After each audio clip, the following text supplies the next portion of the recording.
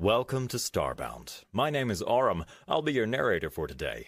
But before we get into today's story, please check below to see if you've subscribed to the channel. It's 100% free and just allows our videos to show up on your feed more often. Gurren would never forget his first battle against the humans. His first failure. No matter how many engagements he faced, how many victories he won, that day still haunted his dreams.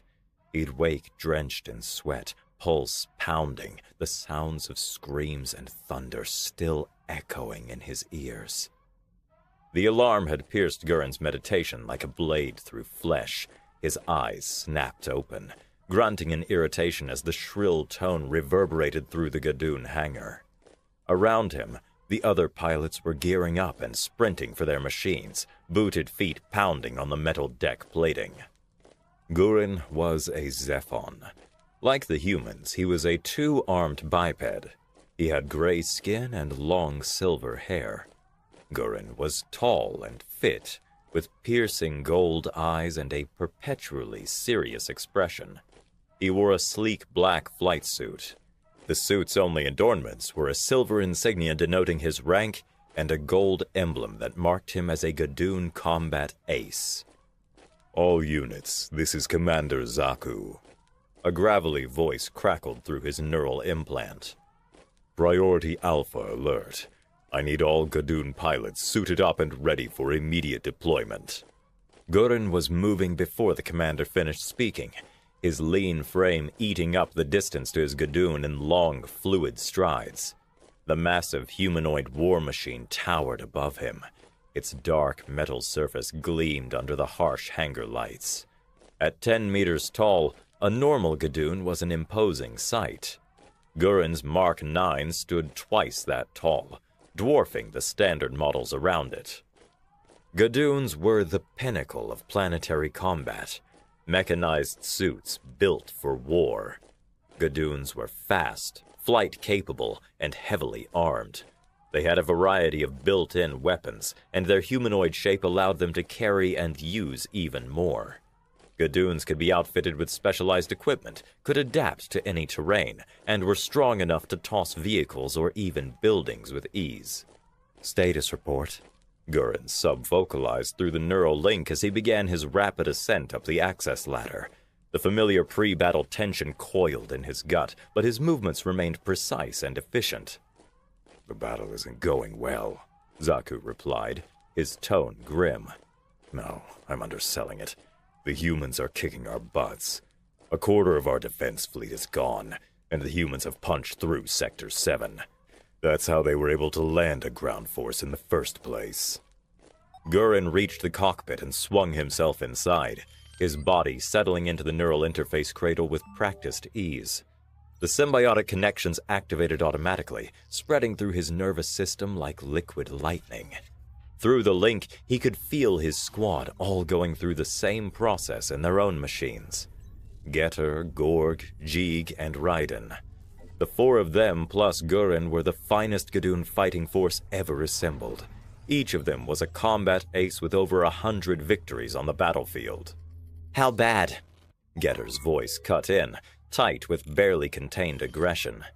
The younger pilot had always been eager for combat, sometimes to the point of recklessness. "Bad enough," Zaku growled. "They've managed to land attack forces on the surface. A lot of attack forces. It's not just infantry either. They've got vehicles, explosives, and heavy weapons. The bastards are moving up the mountain towards Nargon Command Base as we speak." Gurren twitched in surprise as his Gadoon systems came fully online. The humans had gone for a ground invasion. Here, were they stupid? Granted, their void ships had been surprisingly effective. Humans almost exclusively used kinetics and chemical explosives, but the Zephons had not been prepared for the sheer force and accuracy the primitives could bring to bear. But a ground attack? Dozens of species had tried surface assaults in the past. All had failed. The only thing that could face a Gadoon was another Gadoon. The Zephons had them. The humans didn't. It was as simple as that. "They're really trying a ground attack?" Getter echoed what Gurren had been thinking. Against us? Are they stupid? Who cares? Said Gorg. I haven't had any action since that dust-up on Riglak 4. If the humans want to fight, I'm happy to give them one. Don't underestimate them, Zaku snapped. These humans have surprised us at every turn. Their technology may seem crude, but it's not. Their kinetics are just as advanced as our energy weapons, maybe more. Whatever force they've landed, we can be certain it's not to be taken lightly. The commander's words sent an uneasy ripple through the squad's neural link. Gurren could feel their shared tension, the mixture of excitement and apprehension. It didn't matter that they were the best pilots in the Empire, wielding the most advanced Gadoons ever built. Only idiots and mental deviants went into combat without fear. Fear was good. It kept you sharp. Gurren settled deeper into his neural cradle, feeling the familiar rush as his consciousness expanded to encompass the Gadoon's massive form. The machine became an extension of his own body, its enhanced senses flooding his awareness with data. A mix of implants and training allowed the pilot to adjust quickly. Within moments, his own body and senses fell away. There was only the Gadoon.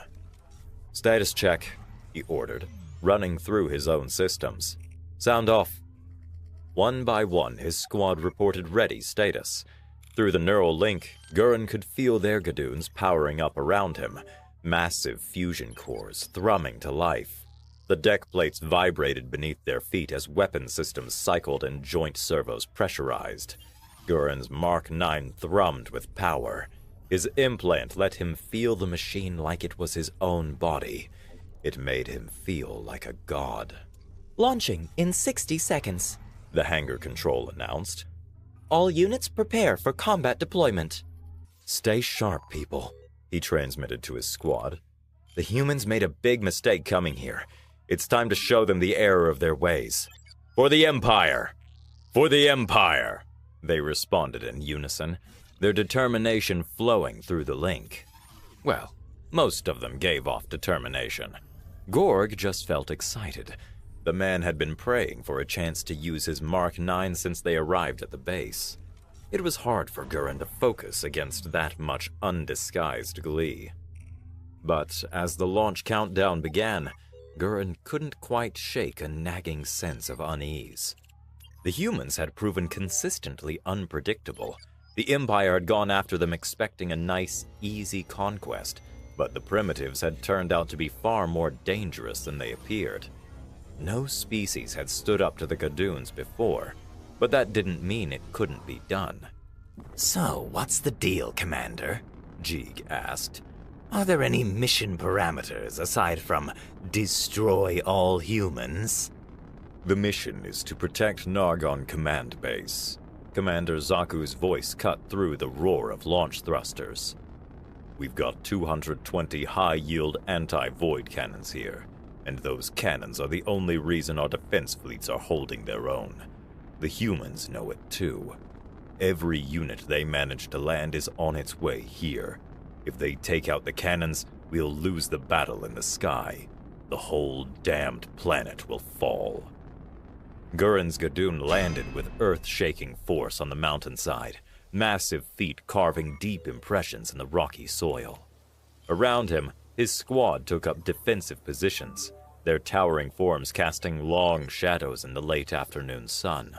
The shields on those cannons could withstand orbital bombardment, Getter transmitted. His Gadoon's head swiveled to scan the valley below. How do they expect to breach them with ground forces? The humans have demonstrated remarkable ingenuity, Zaku replied. Through the neural link, Gurren could sense the commander's frustration. It could be they've got some weapon we don't know about. Could be they just figure if they get close enough, they'll find a way.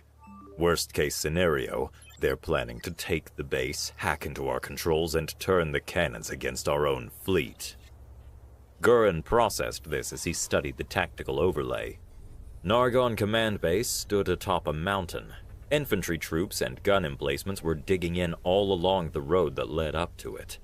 Gadoons were stomping out of the hangars and moving to support them. The base's defenses were formidable. Layers of energy shields protected the massive anti-void cannons that kept the human fleet at bay. But if those defenses fell... "All ground forces are being deployed to protect the base," Zaku continued. "Standard infantry, heavy weapons, and all available Gadoon units. Your squad will serve as a rapid response force." Rapid response force? Jeeg's confusion flowed through the neural link. Rapid response to what? Those poor bastards probably haven't even seen a Gadoon before. We'll crush them before they get within 10 kilometers of the base. "You can't leave us out of the fight," Gorg objected. "Come on, Commander. We just got the Mark 9s. Don't tell me I'm not gonna get to use it." What did I say about underestimating the humans? Zaku's tone carried a sharp edge that made them all pause. Those bastards and their kinetics have been kicking the crap out of us this entire war. Every time we think we've got them, they pull something out of their butts. The humans aren't stupid, Gorg. They've got sensors. They know we're here. Just cause they haven't fought Gadoons before doesn't mean they don't have a plan. The commander's right, Gurren transmitted to his squad. We've underestimated these humans at every turn. That stops now. He brought his Gadoon to its full height, sensors sweeping the approaches to the base. "So, what?" Jeeg asked. "We're just supposed to hang out here until the humans do something crazy?" "That's exactly what you're going to do," said the commander. "You're our best pilots, piloting our best mechs. When the humans hit us with whatever they've got cooked up, I'm counting on you five to deal with it." "Oh, crap," Gorg muttered. He was probably talking to himself, but the neural link sent it to Gurren anyway. "I'm never gonna get to play with this thing." Through the neural link, he felt his squad's acknowledgement, tinged with a mix of annoyance, disappointment, and discipline. Below them, the first echoes of battle were beginning to reach their audio sensors.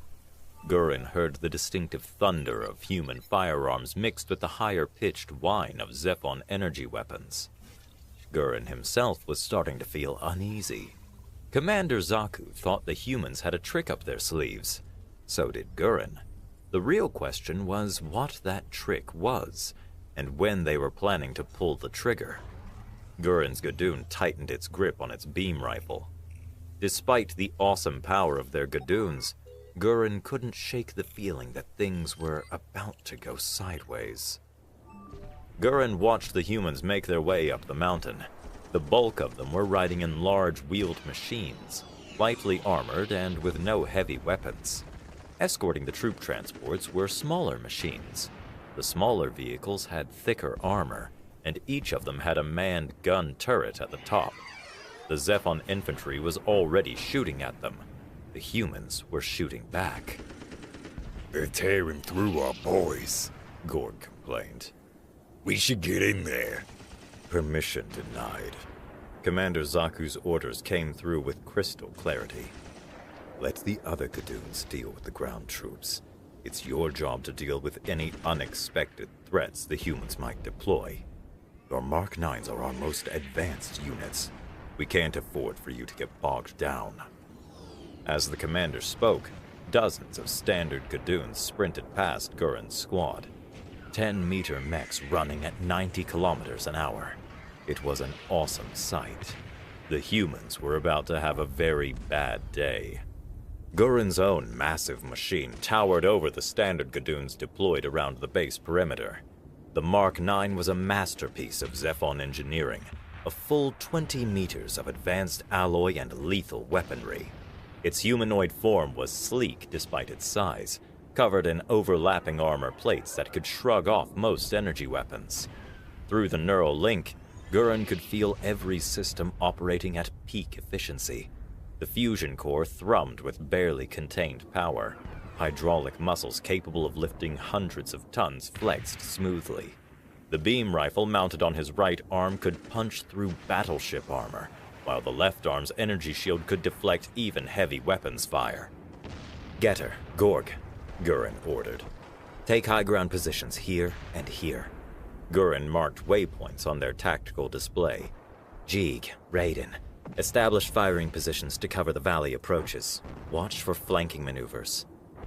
His squad moved with fluid grace despite their enormous size, jet boosters firing in controlled bursts as they took up their positions.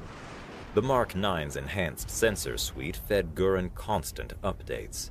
He could see movement patterns, thermal signatures, electromagnetic emissions. He watched as the humans finished their skirmish with the lead defenders. The creatures hopped off their wheeled transports, moving up the mountain in disciplined groups. The humans were advancing cautiously, their forces spread out across multiple approach vectors. This feels wrong, Getter transmitted through their private squad channel. Why would they commit to a ground assault? Can't they see the Gadoons coming for them? Don't they know what that means? Perhaps they think they can take them? Jeeg suggested. He sounded dubious. Maybe they've got some kind of anti-Gadoon ordinance. Either that. Gorg deadpanned, his Gadoons settling into position behind a ridge. Or they're even stupider than we thought. No. Gurren's response was firm. Commander Zaku is right. They've surprised us too many times. They must have some kind of countermeasure planned. He expanded his sensor range, searching for anything unusual. Keep your eyes peeled. Whatever they're planning, we'll be ready. The Mark IX's systems hummed around him as Gurren watched the tactical display. Standard Gadoon units were already engaging the human forces below, their massive forms striding through explosions and weapons fire with impunity. The humans hit them with everything they had, but their kinetics were insufficient to damage a Gadoon. Beam rifles and plasma weapons laid waste to the primitives. The creatures ran and took cover, but they didn't stop fighting. Maybe they really were stupid. No, Gurren decided. The humans had been hit hard, but they weren't panicking. They didn't even seem surprised. Something was off. Contact! Jeeg's warning cut through his thoughts. Multiple human units advancing up the eastern ridge. The 4th and 8th Gadoon squads are moving to engage. Gadoon watched 10 Gadoons run for the ridge. Rocket-propelled grenades and heavy machine gun fire slammed into them. The Gadoons ignored them. The fight was going well. Better than Gurren could have hoped. It made him nervous. There was nothing more suspicious than an easy victory. Gurren could only hope they were truly ready for whatever these unpredictable humans had in store. The standard Gadoons moved like giants through the battlefield, their massive forms easily visible from Gurren's elevated position. Energy weapons lanced out from their arm-mounted cannons, cutting swaths through the human forces below. Projectiles and explosives crashed uselessly against the giant machines. The humans pressed on, their advance methodical despite mounting casualties. They're already halfway up the mountain, Getter transmitted, his eagerness bleeding through the neural link. Let me engage them. We can end this now. Negative. Gurren kept his tone firm. We maintain position and watch for unexpected threats. That's our mission. Come on, Gurren, Gorg wheedled. If we don't jump in soon, there won't be any humans left to kill. I said no, Gurren snapped. Through his enhanced sensors, Gurren watched the battle unfold. The regular Gadoon units were performing well, using their superior height and firepower to devastating effect. Human kinetic weapons sparked harmlessly off their armor as the massive machines strode forward, crushing vehicles and defensive positions beneath their feet. The mechs had only entered the fray a few minutes ago, but this fight wouldn't last much longer. The humans are falling back in sectors 3 and 4, Raiden reported. Standard units are pursuing. Something's wrong. Jeeg's transmission carried an edge of concern. Their retreat is too organized. They're drawing our forces out. Gurren zoomed his visual feed on the fighting below. The humans were indeed falling back, but there was nothing panicked about their movement. They maintained fire discipline, their weapons creating overlapping fields of suppression even as they withdrew. Hold position. he ordered as Getter's Gadoon shifted restlessly. Commander Zaku tasked us with watching for surprises. The humans are planning something. Let them plan, Getter scoffed. Nothing they have can stand against a Mark 9. Screw that, said Gorg. They should stop planning and do something already. I'm gonna die of boredom out here. Before Gurren could respond, new alerts flashed across his tactical display. The human forces were adjusting their formation, creating deliberate gaps in their lines. But for what purpose? Incoming fire, Jeek warned. Squads 4 and 8 are gone. Gone? It was Getter who responded. What do you mean, gone? I mean something blew them up! Jeek yelled. Confusion, anger, and a hint of fear leaked in through the neural link. All 10 Gadoons are in pieces. Gurren panned his sensors to the eastern ridge. Sure enough, he saw the remains of 10 Gadoons. Jeek had been exaggerating about them being blown to pieces, but there was a sizable hole in each of their chests, like something had burrowed into them, then exploded. The Gadoons were down, and their pilots were dead. What the dross? Grog swore. What could do that to a Gadoon? I don't know, said Gurren, but we need to find out. As soon as he finished his sentence, multiple explosions bloomed among the pursuing Gadoons. A full 20 of the machines were torn open. Gurren stared for a moment. 20 Gadoons, gone in an instant. How? What was that? Getter demanded. What the dross was that? Gurren's sensors strained to locate the source of the attack, but found nothing. What was hitting them? Orbital bombardment? Some kind of special weapon from the human infantry? Or was it something else? Commander, Gurren transmitted to Zaku. We need... The rest of his transmission was drowned out by fresh explosions as more Gadoons began to fall. The battle was rapidly shifting, and not in their favor. Droog Scott! Gorg's transmission was thick with disbelief. This is Droog Scott. The weapons shouldn't be able to... Another explosion cut him off. Then another. And another. Gadoons were being blasted apart everywhere Gurren looked, their armor offering no protection against whatever was hitting them.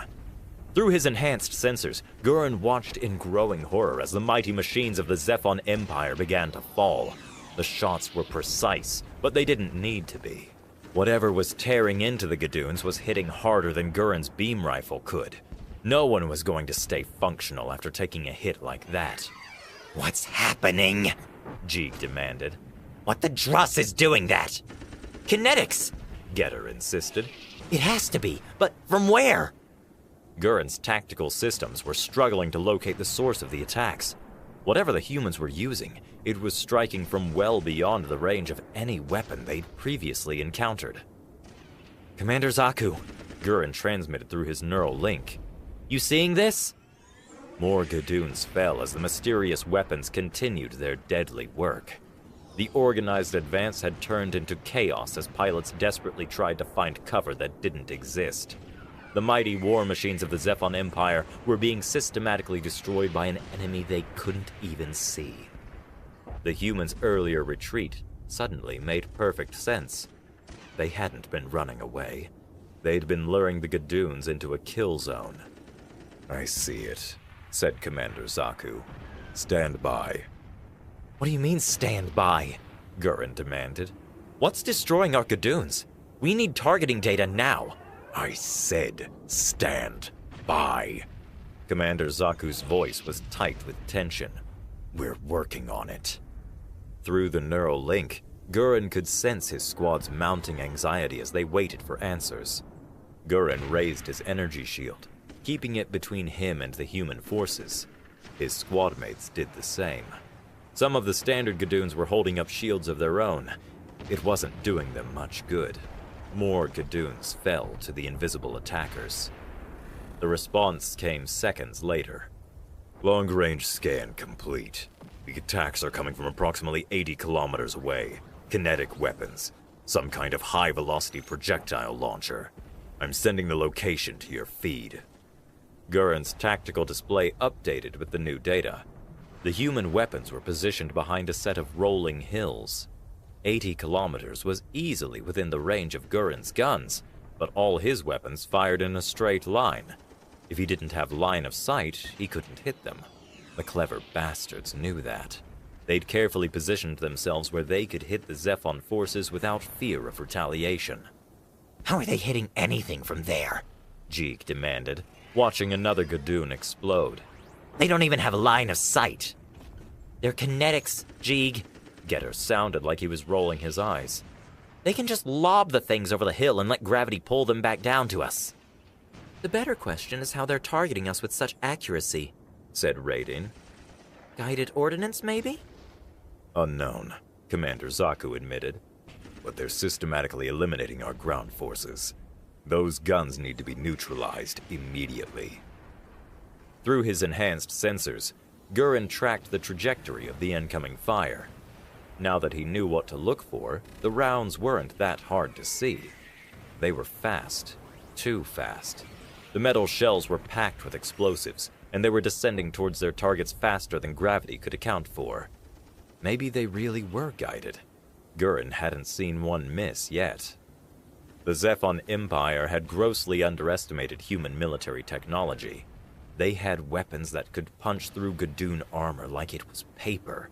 Guns that could adjust for gravity, wind, and friction to land with perfect accuracy from over 80 kilometers away.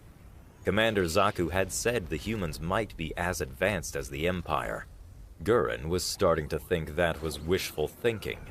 The technology the bastards were using was beyond anything he could have guessed. Squad, Gurin transmitted, his decision made. Prepare to move out. We've got to take out those guns while we've still got some Gadoons left. Guess it's time to try out the stealth mode, said Getter. I hope it works. Agreed, said Gurin. He used his neural implant to activate the feature. The Empire had been trying to build a proper stealth feature for years, but the Mark 9s were the first to have one. Gurin's Gadoon faded from view as EM manipulators bent the light around him. The manipulators would do the same for heat, radio waves, a bunch of different things. It should make him invisible to sight, radar, and sensors. Oh, Void, Gorg rumbled in pleasure. That's cool as dross. We can't keep it up for long, Gurin reminded him. In addition to bending electromagnetic radiation, stealth also trapped all the noise, heat, and radiation his Gadoon produced. He could already feel it heating up. If he kept stealth up for more than a minute or two, it would cook him alive. Move out. We better make this quick. Gurin activated his jet boosters. His stealth feature struggled to compensate for the burst of fire and propulsion. The temperature in the Gadoon spiked. He was taking a big risk using stealth while in flight, but Gurin didn't see a choice. If those guns kept firing, there would soon be no Gadoons left to defend Nargon Base. Gurin's squad closed the distance quickly. 60 kilometers were covered in just under 20 seconds. The squad flew higher, giving them a view of the weapons behind the hills. Gurin got his first look at the things that were killing his forces. What he saw made no sense. They were vehicles. Crude vehicles. Blocky metal constructs that hugged close to the ground, moving on endless rotating bands of metal links. Each was topped with a long, smooth tube that tracked and adjusted with deadly precision. Are those? He could feel Raiden frowning through his neural link. They are. Combustion-powered vehicles. They don't even have fusion cores. The things were extremely primitive. No energy weapons, no fusion cores, no neural interfaces. Just metal and chemical propellants. They were the kind of things Gurin would expect from a pre-spaceflight civilization, yet they were decimating the pride of the Zephon military with ruthless efficiency. Those can't be their main weapons, Getter transmitted in disbelief. They're so basic. Gurin's tactical systems told a different story. The human vehicles were primitive. Even the oversized gun tubes at the top were just simple metal. The tech looked laughably simple, but it wasn't. The long tubes of their kinetic launchers could elevate and traverse with surprising speed. The movement was precise. Gurren suspected the targeting systems were even more advanced than his own. They're just big cars with guns, said Jeeg. How are those things killing off our Gadoons? They're not as basic as they look, said Raydeen. As he spoke, the long tubes thundered. 20 more Gadoons were about to be blown apart. The rate of fire isn't that fast, though. Once every few seconds. I'm sending a scan back to base. Gurren watched the crude but lethal machines continue their work. They were smaller than Gadoons, but their armor appeared thick, sloped at careful angles. Some had additional armor plates attached, while others bristled with smaller weapons in addition to their main guns. Those things have to be stopped, Gurren declared. Let's move. We'll close in fast and hit them while we're still in stealth. Agreed, Getter transmitted eagerly. Let's show these humans what Mark 9s can really do. But as Gurren watched more Gadoons explode under the humans' relentless fire, he couldn't shake a creeping sense of doubt. The humans had already surprised them repeatedly. What other surprises did these deceptively simple machines have in store? The Mark 9 squadron flew forward. In a few more seconds, they hung in the air just a few kilometers from the human vehicles, jet boosters holding them aloft. Up close, the primitive machines looked even more antiquated. They were all sharp angles and exposed treads, a far cry from the sleek sophistication of Zephon technology. This should be within range of our beam rifles, Jeeg transmitted, his Gadoon's targeting systems locking on to one of the tanks. Permission to get the party started? Granted, Gurren replied, but stay alert. These things have already proven more dangerous than they look. Jeeg's beam rifle flashed, the energy blast striking a tank directly. The vehicle's armor glowed red hot, but didn't breach. Before Jeeg could fire again, multiple tanks swung their main guns toward his position with startling speed. The air filled with thunder. Jeeg's Gadoon simply came apart. His massive war machine collapsed in a shower of sparks and twisted metal. Jeeg! Gorg shouted. They got Jeeg! Evasive action! Gurren shouted through the neural link, but the humans had already shifted their fire. More tanks were turning, their guns swiveling, trying to track him. Could they see through his stealth? The Mark 9 scattered. Gurren kept his shield between them and his Gadoon. Can they see us? Getter demanded. I don't know, shouted Raydeen. They might have found Jeeg by backtracking the shot. Gurren had never seen anything like it. The tanks moved as one, coordinating their fire with devastating effect. They hit Jeeg's Gadoon again, blasting the huge war mech into tiny chunks. Their primitive kinetic weapons might lack the flash of energy weapons, but their raw destructive power was undeniable. Evasive maneuvers, Gurren ordered again, rage and grief from Jeeg's death flooding the neural link. Don't stay still! The remaining Mark 9s scattered, their jet boosters leaving trails across the sky. Tank rounds followed them with terrifying accuracy, forcing them to burn more power just to stay alive. Dross! Gorg shouted. They do see us! No! Raydeen corrected him. It's the boosters! They're tracking our chemtrails! Who cares how they're aiming at us? Getter's transmission burned with fury. They killed Jeeg! These guys are dead! Getter, no! Gurren could feel Getter's plan through the link. Don't rush in! Getter ignored Gurren's warning. His Mark 9 dove straight for the vehicles, beam rifle blazing. A single shot wasn't enough to pierce their armor, but multiple hits were enough to do the trick. He managed to destroy 3 of them before concentrated fire found him. His Gadoon's leg vanished in an explosion, sending him spinning out of control. More rounds struck home. Getter's death stream cut off abruptly in the neural link. Gurren, Gorg, and Raydeen counterattacked. They kept their distance, flying as fast as their boosters would allow. Their beam rifles rained fire on the human vehicles, but the bastards were on the move now. They couldn't match the speed of a flying Gadoon, but they were pushing 80 kilometers an hour and swerving wildly. The vehicles were still taking hits, but it was a lot harder to hit the same place twice, and that was the only way to punch through their armor. Worse, they were shooting back, accurately. They caught Ray Dean first, precision shots literally dismantling his Gadoon piece by piece. Gorg lasted another 30 seconds before a round penetrated his cockpit. Gurren was all that was left. His Mark 9 wove through the air desperately, but he knew it was hopeless. He managed to take out 2 more before his luck ran out. A round clipped his leg, sending his Gadoon into an uncontrolled spin. Warning alerts flashed his neural interface as more hits found their mark. Gurren tucked his energy shield close, covering his cockpit. It saved his life, but it wasn't enough to save his Gadoon.